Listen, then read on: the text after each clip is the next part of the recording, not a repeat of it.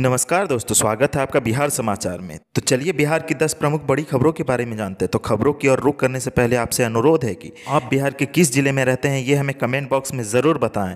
और अगर आपके मन में कोई सवाल है तो हमें कमेंट बॉक्स में ज़रूर पूछें। और वीडियो अगर अच्छी लगे तो एक लाइक अवश्य करें। नए साल में बिहार में खुलेगा सरकारी नौकरी का पिटारा। नीतीश सरकार के इस विभाग में 2475 पदों के लिए वैकेंसी प्रक्रिया शुरू। राज्य के सरकारी ITI केंद्रों में खाली चल रहे 2475 पदों पर जल्द नियुक्ति की जाएगी। श्रम विभाग 1 से 2 दिनों में रिक्तियों की संख्या तकनीकी सेवा आयोग को भेज देगी। इसके बाद विज्ञापन जारी हो जाएगा। खाली पदों में अधिकतर शिक्षक संवर्ग के हैं। दरअसल केंद्र सरकार ने राज्य भर के सरकारी व निजी ITI में खाली पदों पर बहाली जल्द से जल्द करने का निर्देश श्रम संसाधन विभाग को दिया है। कहा गया कि अनुपातिक रूप से इंस्ट्रक्टर, प्राचार्य और उप प्राचार्य के सभी खाली पदों को नहीं भरा जाएगा तो शिक्षकों के अनुपात में सीटें कम कर दी जाएंगी। इस निर्देश के बाद श्रम संसाधन विभाग के मंत्री ने बैठक की, साथ ही बहाली प्रक्रिया तेज करने का निर्देश अधिकारियों को दिया है। उन्होंने कहा कि सोमवार तक तकनीकी आयोग को खाली पदों का पूरा ब्यौरा भेज दिया जाए ताकि आयोग भी इस संबंध में जल्द से जल्द आगे काम कर सके। तेज प्रताप ने कहा, खत्म हो गया नीतीश कुमार का वजूद, जल्द बिहार में सरकार गिरने वाली है। लालू प्रसाद यादव के बड़े बेटे और हसनपुर से RJD विधायक तेज प्रताप यादव ने बिहार सरकार पर हमला बोला है। उन्होंने कहा कि नीतीश कुमार का वजूद खत्म हो गया है। अरुणाचल प्रदेश का उदाहरण देते हुए उन्होंने कहा कि हर जगह से JDU में टूट हो रही है। उन्होंने दावा किया है कि बहुत जल्द ही बिहार में सरकार भी गिरने वाली है। तेज प्रताप यादव ने कहा कि डबल इंजन की सरकार होने के बावजूद भी बिहार में हमसे ज़्यादा सीटें NDA गठबंधन के पास नहीं है। बीजेपी का काम है कि वो सभी पार्टियों को खा जाती है। उन्होंने कहा कि किसान आंदोलन में सरकार पूरी तरह फंस चुकी है। तेज प्रताप ने रिम्स में शनिवार को अपने पिता लालू यादव से मुलाकात के बाद ये बातें कही। अरुणाचल प्रदेश में शुक्रवार को JDU के कुल 7 में से 6 विधायक बीजेपी में शामिल हो गए। सिर्फ एक विधायक टेचो कासो ने, जो विधानसभा में पार्टी के विधायक दल के नेता हैं, वो पार्टी में रह गए। दिलचस्प बात यह है कि 1.5 साल पहले राज्य में हुए विधानसभा चुनाव में इन्होंने बीजेपी प्रत्याशियों को हराकर ही जीत दर्ज की थी। जूनियर डॉक्टर काम की जगह हाथों में तख्तियां लेकर कर रहे हैं प्रदर्शन। मरीजों के पलायन से इमरजेंसी में बेड खाली। बिहार के सरकारी मेडिकल कॉलेज अस्पतालों में जूनियर डॉक्टरों का हड़ताल चौथे दिन भी जारी रहा। शनिवार को भी PMCH में जूनियर डॉक्टरों ने काम नहीं किया। जूनियर डॉक्टर हाथों में पोस्टर लेकर प्रदर्शन करते दिखे। पोस्टर के जरिए वो हड़ताल को लेकर अपनी बातें सरकार के सामने रख रहे हैं। पोस्टर में लिखा हुआ है कि वादों की बौछार है, कोरोना योद्धा लाचार है, छात्रवृत्ति नहीं बढ़ रही है, मौज में सरकार है। प्रदर्शन के दौरान पोस्टर के जरिए जूनियर डॉक्टरों की यूनिटी भी बताई जा रही है। जूनियर डॉक्टरों की हड़ताल में इमरजेंसी की हालत जस की तस बनी हुई है। बड़ा असर इमरजेंसी में ही देखने को मिल रहा है। मरीजों का पलायन हो रहा है, जिसमें बेड खाली हो रहे हैं। सर्जिकल इमरजेंसी में मरीजों की संख्या काफ़ी कम है, जहां 50% भी मरीज नहीं है। हालांकि डॉक्टरों का कहना है कि ठंड के कारण मरीज घटे हैं, लेकिन जूनियर डॉक्टर इसे हड़ताल का असर बता रहे हैं। PMCH की OPD में सीनियर डॉक्टरों की मुश्किल हड़ताल के कारण बढ़ गई है। शनिवार को OPD में रजिस्ट्रेशन तो हो गया, लेकिन डॉक्टरों के नहीं होने से मरीजों को भी मुश्किल हुई। जूनियर डॉक्टरों की हड़ताल के कारण PMCH की OPD में मरीजों की भीड़ में सीनियर डॉक्टरों को भी समस्या हो रही है। डॉक्टरों का कहना है कि हड़ताल का कोई असर नहीं पड़े, इस कारण से वह अधिक से अधिक मरीजों को देख रहे हैं।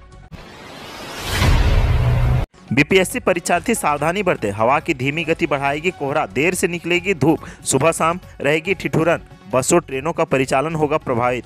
BPSC परीक्षा में परीक्षार्थियों के सामने मौसम की बड़ी चुनौती होगी। आने वाले 48 घंटे में कोहरे के साथ ठिठुरन भी बढ़ेगी। मौसम विभाग का अनुमान है कि इस दौरान सुबह और रात में कोहरे का प्रभाव काफी अधिक रहेगा, जिसका प्रभाव यातायात व्यवस्था के साथ सेहत पर भी पड़ेगा। कोहरे का बड़ा कारण हवा की धीमी गति को बताया जा रहा है। सुबह धूप भी देरी से आएगी और इसका असर सुबह से लेकर रात तक होगा। आने वाले 48 घंटे में न्यूनतम तापमान में बहुत अधिक गिरावट तो नहीं, लेकिन गलन बढ़ जाएगी। बाहर से आने वाले परीक्षार्थियों के सामने सबसे बड़ी समस्या कोहरे के कारण होगी। रात में ठहरने से लेकर यात्रा करने में भी मौसम की मार तक झेलनी पड़ेगी। मौसम ऐसा होगा कि जिसमें हवा में काफ़ी गलन महसूस होगी। ऐसे में लोगों को सुरक्षित स्थान पर रहना आवश्यक है। पटना में होटल से लेकर गेस्ट हाउस में भी परीक्षार्थियों की संख्या अधिक है।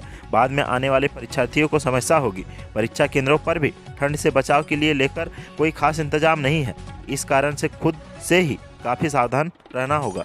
थोड़ी सी भी लापरवाही परीक्षार्थी को बीमार कर सकता है।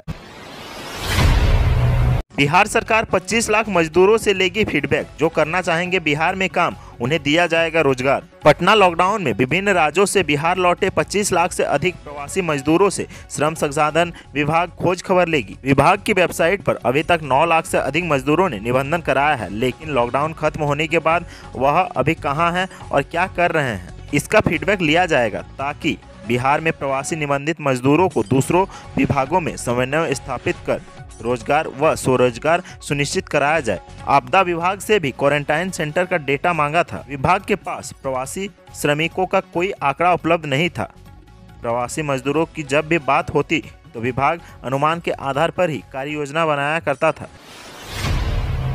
अपने पिता लालू प्रसाद यादव से मिलने रिम्स पहुंचे बिहार के पूर्व स्वास्थ्य मंत्री तेज प्रताप यादव। शनिवार को बिहार के पूर्व स्वास्थ्य मंत्री तेज प्रताप यादव रांची के रिम्स में अपने पिता लालू प्रसाद यादव से मुलाकात करने पहुंचे। लालू प्रसाद यादव रिम्स के पेइंग वार्ड में इलाजरत हैं। कुछ दिन पहले तेजस्वी यादव ने लालू प्रसाद यादव से मुलाकात की थी। आपको बता दें कि बिहार के पूर्व सीएम लालू प्रसाद यादव चारा घोटाले मामले में सजायाफ्ता हैं। रिम्स में इनका इलाज चल रहा है। बहुचर्चित चारा घोटाले में सजायाफ्ता लालू प्रसाद यादव रांची के प्रसिद्ध अस्पताल रिम्स में इलाजरत हैं।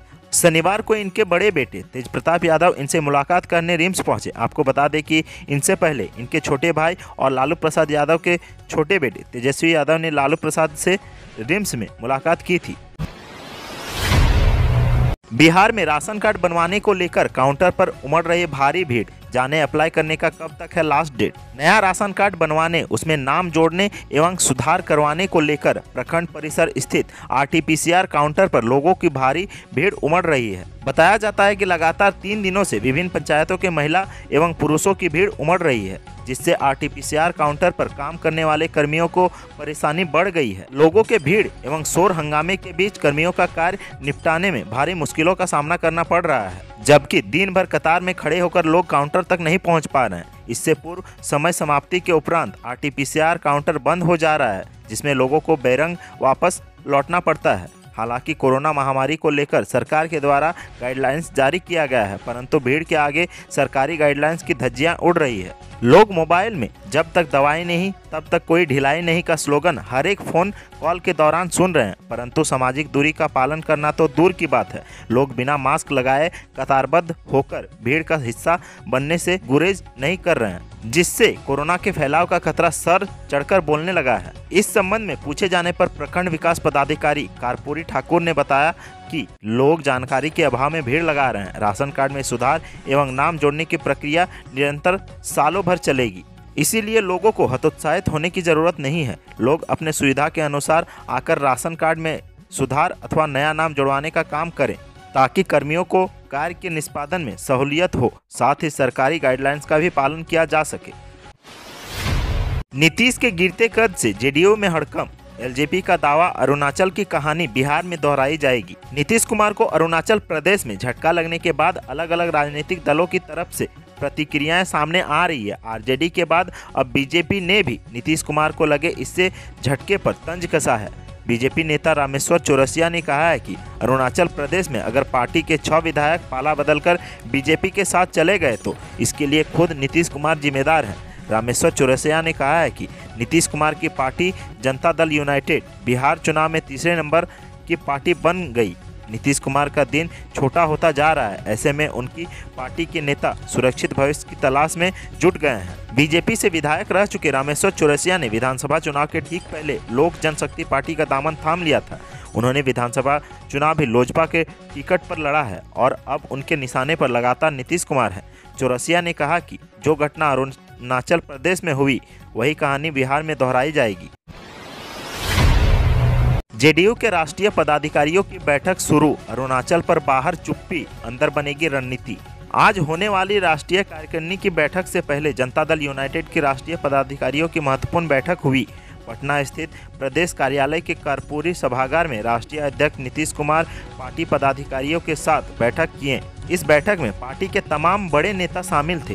प्रदेश अध्यक्ष जगदानंद सिंह, संगठन के महासचिव RCP सिंह, पार्टी के राष्ट्रीय प्रवक्ता केसी त्यागी, सांसद ललन सिंह, वरिष्ठ मंत्री विजेंद्र यादव समेत तमाम नेता बैठक में मौजूद थे, जो राष्ट्रीय पदाधिकारियों की सूची में शामिल हैं। जेडीयू के राष्ट्रीय कार्यकारिणी के ठीक पहले अरुणाचल में विधायकों को पाला बदल का मामला सियासत को गरमाए हुए है। पार्टी के नेता बैठक में जाने से पहले इस मामले में चुप्पी साधे नजर आए।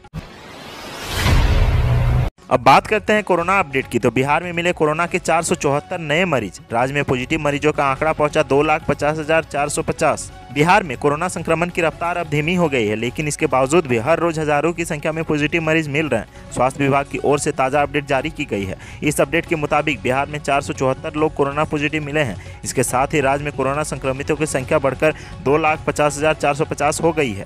बिहार में फिलहाल 5,821 कोरोना के एक्टिव मरीज हैं। राजधानी पटना में कोरोना का कहर थमने का नाम नहीं ले रहा। राजधानी पटना में एक बार फिर से सबसे ज्यादा 196 नए मामले सामने आए हैं। शनिवार को जारी ताज़ा अपडेट के मुताबिक बिहार के विभिन्न जिलों से 474 नए मामले सामने आए हैं। इसके साथ ही राज्य में कोरोना मरीजों का आंकड़ा 2,50,450 हो गया है। तो आज के सुर्खियों में बस इतना ही। बिहार से जुड़ी खबरों के लिए सब्सक्राइब करें हमारे चैनल को और बने रहें हमारे साथ। धन्यवाद।